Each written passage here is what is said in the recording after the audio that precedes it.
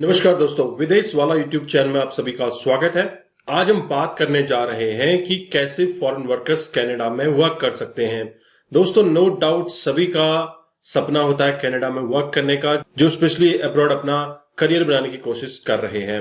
ऐसे में Canada number 1 destination है वर्क के लिए, और दूसरा टूरिस्ट डेस्टिनेशन भी काफी इंपॉर्टेंट कनाडा बन जाता है। दरअसल कई लोगों ने मुझसे पूछा है कि सर कनाडा वर्क परमिट कैसे ऑब्टेन किया जा सकता है, एक बार इसको क्लासिफाई करके हमको बताइए। तो चलिए इसी के बारे में हम बात करने वाले हैं, how to obtain Canada work permit. तो वीडियो शुरू करते हैं। दोस्तों, आप सभी से रिक्वेस्ट करूंगा, अगर अभी तक आपने विदेश वाला यूट्यूब चैनल को सब्सक्राइब नहीं किया है तो जरूर सब्सक्राइब करें और बेल का आइकन जरूर प्रेस करें ताकि नोटिफिकेशन सबसे पहले आप तक पहुंचे जब भी कोई वीडियो पब्लिश हो। सबसे पहले बात करते हैं वीजा कैटेगरीज। पहला है वर्क परमिट एग्जेम्पशन, दूसरा है आईएमपी इंटरनेशनल मोबिलिटी प्रोग्राम, तीसरा है temporary foreign worker programme TFWP। सबसे पहले हम बात कर लेते हैं वर्क परमिट एग्जेम्पशंस के बारे में। तो वर्क परमिट एग्जेम्पशन उन लोगों को दिया जाता है जिसमें कनाडा लायबल नहीं होता है किसी भी तरह की सोशल, कल्चरल और सिक्योरिटी देने के लिए। साथ ही साथ जो इसमें मेन पेरोल रहेगा वो आपकी पेरेंट कंपनी, जो कि हो सकता है आपके इंडिया में हो या आप किसी और कंट्री से कनाडा ट्रेवल कर रहे हो। और इस केस में आपको ETA की रिक्वायरमेंट होती है, इलेक्ट्रॉनिक ट्रेवल ऑथराइजेशन, और TRV आपको लग जाता है। अब आपको यहाँ पे एक एग्जांपल के थ्रू मैं वर्क परमिट एग्जेम्पशन को बताना चाहूंगा। लेट्स से आपका कोई बिजनेस है, आपने इंडिया से कोई अपनी एक मशीन कैनेडियन कस्टमर को सेल की है।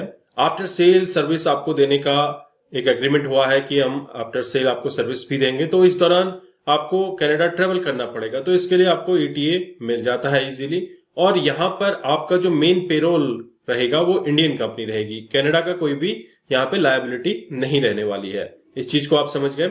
और इसमें आप कनाडा में वर्क नहीं कर सकते, आप सिर्फ वही काम करेंगे जिसके लिए आप गए हुए हैं। नेक्स्ट है IMP इंटरनेशनल मोबिलिटी प्रोग्राम। यह एक अम्ब्रेला है वर्क परमिट प्रोग्राम की, और इसमें अलग अलग तरह के आपको वर्क परमिट मिलते हैं। डिपेंड करता है आप किस कैटेगरी में फिट बैठते हैं। इंटरनेशनल मोबिलिटी प्रोग्राम के थ्रू जैसे कनाडा, US, मैक्सिको एग्रीमेंट है, यहाँ के लोग इजीली कनाडा आके वर्क कर सकते हैं, उनका कोई बिजनेस है वो कर सकते हैं। इसके अलावा इंट्रा कंपनी ट्रांसफर आपने जरूर सुना होगा। लेट्स से हम बात कर लेते हैं इन्फोसिस की। इन्फोसिस कंपनी इंडिया में भी है, इन्फोसिस कंपनी आपका कनाडा में भी है। दोनों के एम्प्लॉइज इंट्रा कंपनी ट्रांसफर ले सकते हैं, और यह यंग प्रोफेशनल्स के लिए है, और इसमें एग्जीक्यूटिव लेवल के लोग ही हायर किए जाते हैं। और इसमें एग्जीक्यूटिव लेवल, या फिर आप रिसर्चर हैं, या फिर आपका कोई ऐसा प्रोफेशन है जो कि हाईली स्किल्ड है, तो इस केस में आपको इंट्रा कंपनी ट्रांसफर के चलते IMP प्रोग्राम में वर्क परमिट मिल सकता है। लेकिन इसमें कनाडा आपको कल्चरल, सोशल और अदर सर्विसेज प्रोवाइड करने के लिए लायबल रहता है। और जो अब सबसे इंपॉर्टेंट है TFWP temporary foreign worker programme, जो कि नॉर्मली सभी लोग टेम्पररी फॉरेन वर्कर प्रोग्राम के थ्रू जाते हैं। और टेम्पररी फॉरेन वर्कर प्रोग्राम में आपको बहुत सारी कैटेगरीज देखने को मिलेंगी, जैसे PR वीजा है, ग्लोबल टैलेंट स्ट्रीम है, हाई वेज स्ट्रीम है, लो वेज स्ट्रीम है, एग्रीकल्चर वर्कर्स हैं, केयर गिवर प्रोग्राम है। इसके अलावा एकेडमिक पोजीशन है, खास तौर पे कॉलेजेस, यूनिवर्सिटीज में अगर आपका जॉब है तो इस कैटेगरी के थ्रू आपको वर्क परमिट मिल सकता है। लेट्स से हम बात करते हैं कोई ऐसा प्रोग्राम जिसके थ्रू आप अप्लाई करते हैं। दोस्तों, मैं आपको सबसे पहले बता दूं कि आप एक्सप्रेस एंट्री के थ्रू भी इजीली कनाडा माइग्रेट हो सकते हैं, लेकिन यहाँ पे हम बात कर रहे हैं वर्क परमिट की। वर्क परमिट में आपको यहाँ पे अलग अलग कैटेगरीज हैं जिसके थ्रू आपको कनाडा जॉब मिल सकती है। केयर गिवर प्रोग्राम में अगर आपने नर्सिंग की हुई है, बेसिक अगर आपको आइडिया है किस तरह से बड़े बूढ़े लोगों की केयर की जाती है, तो उस केस में आपको केयर गिवर वीजा मिल सकता है। दोस्तों, कनाडा के अंदर IRCC और ESDC ये दोनों डिसाइड करते हैं कि आपको वर्क परमिट मिलेगा या नहीं मिलेगा। लेट्स से एक एम्प्लॉयर है जिसको एक एम्प्लॉय की रिक्वायरमेंट है, तो वो सबसे पहले क्या करेगा, एक न्यूज चैनल पर या फिर किसी ऐसी जगह पर पब्लिश करेगा जहां पे ज्यादा से ज्यादा क्राउड को अट्रैक्ट किया जा सके, उनको पता चल सके, कैनेडियन सिटीजन्स को या PR होल्डर्स को पता चल सके कि इस कंपनी में इस तरह की वैकेंसी है।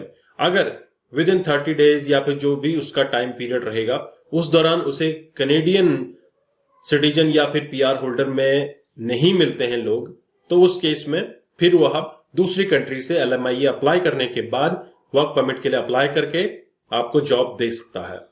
दोस्तों, ये रिक्वायरमेंट होती है LMIA प्रोसेस की, लेबर मार्केट इंपैक्ट असेसमेंट। उसके लिए सबसे पहले कनाडा में आपका जॉब एडवर्टाइजमेंट होता है, और आपको अगर वो स्किल, वह टैलेंट कनाडा के अंदर नहीं मिलता है तो फिर आपको अब्रॉड से हायर करने की परमिशन होती है। ये सब आपका एम्प्लॉयर करेगा और एम्प्लॉयर की सारी रिस्पॉन्सिबिलिटी है, और उसके बाद आपको इजीली कनाडा का वर्क परमिट मिल जाएगा। लेकिन आज की डेट में लाखों की संख्या में वर्क परमिट प्रोग्राम्स के अंदर एप्लीकेशन पेंडिंग है। लेटेस्ट IRCC का जो डेटा आया है, लगभग 13 लाख के आसपास वर्क परमिट से रिलेटेड एप्लीकेशन पेंडिंग है।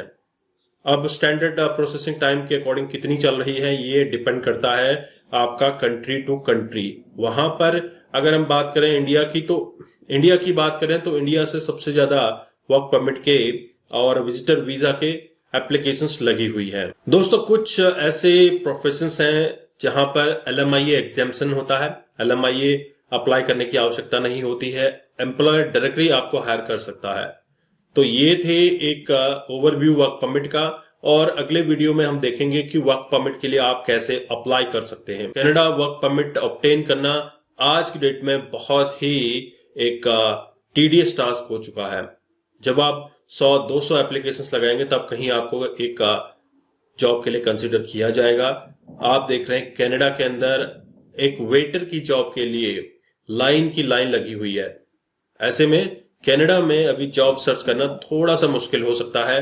आने वाले समय में हम देखेंगे कि किस तरह से कनाडा वर्क परमिट हम ऑब्टेन कर सकते हैं, और ये डिपेंड भी करता है कि आपकी स्किल क्या है। अगर आपकी स्किल हाई डिमांडिंग कैटेगरी में फिट बैठती है तो फिर आपको इजीली कनाडा वर्क परमिट मिल सकता है।